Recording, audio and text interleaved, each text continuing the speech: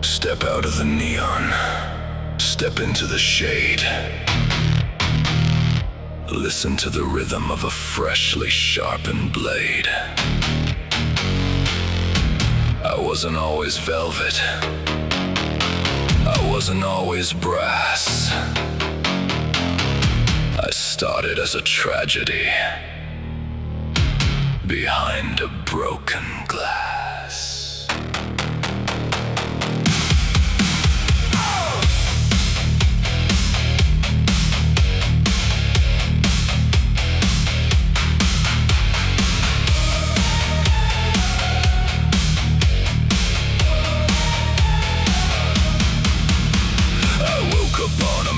Strapped beneath the wood, a choir of believers in a sacrificial hood. They poured the burning pitch into the sockets of my eyes and left me as a vessel for the devil in disguise. The blackness was a heavy tar, a weeping endless leak. It drowned the human empathy and left my spirit weak. I didn't want the vengeance, I didn't want a crown. I only craved the copper taste to wash the shadows down. I slipped into your bedrooms with a scalpel in the night, a surgical somnambulist avoiding all the light. I took the vital organs, left the stitches in a row, a quiet renal hunger that the living wouldn't know. But mortality is fragile and the law demands a toll. A bullet or a sickness put an ending to the stroll. I closed my dripping sockets and I left the mortal plane, descending to the pentagram to navigate the pain.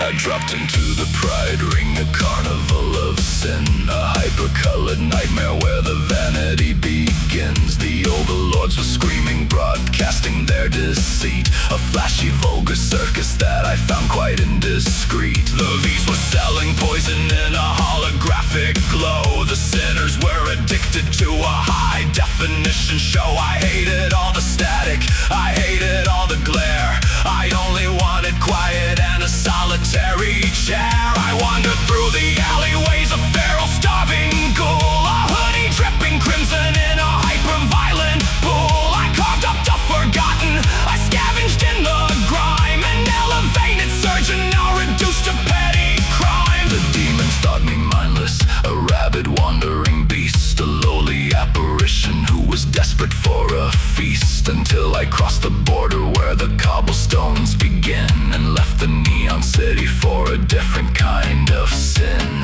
The gaslights flickered softly, the architecture changed, a vintage little paradise impeccably arranged. The residents were dining on a sinner from the street, with parasols and manners and an appetite for meat. I cornered an aristocrat who wandered from the pack. I laid him on the pavement, put my knee into his back. I didn't tear him open like an animal in heat. I made a clean incision, I was beautifully neat. I harvested the kidney with a calculated slice, and sitting in the parlor was the overlord of spice. Rosie drank her teacup with a fascinated stare and recognized the artist who was working in the square.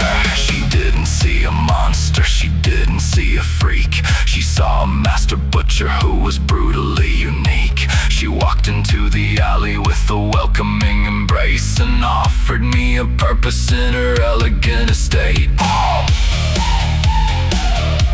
Goodbye to the pharaoh, goodbye to the dirt,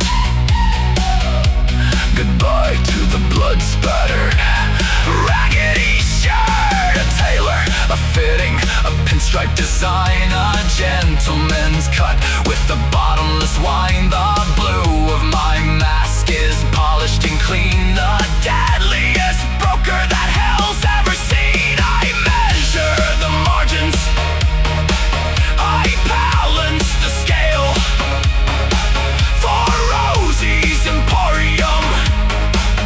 I never fail, I traded the cotton for an apron made of hide. A boater had to compliment the monster locked inside. I walk the gaslit avenues, polite and well-behaved, delivering the delicacies Cannibal Town craved. I don't just hunt for sustenance, I hunt for the elite. A custom order operative who dances on his feet. An overlord's appendix or a hellhound's tender spine. I plate it up for Rosie and I pair it with the wine. While Alaster is broadcasting, while Valentino schemes, I'm stepping through the shadows and I'm severing the seams. You think your vault is heavy, you think your doors are locked, but the organ broker's scalpel is perpetually stocked. So keep your television and keep your angel steel. The dapper little butcher is preparing for a meal. I tip my hat to Rosie, let the black tears gently stream and carve you into pieces while you're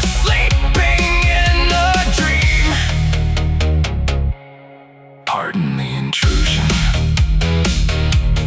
Try not to squirm. The cut is completely pristine. Bon appetit.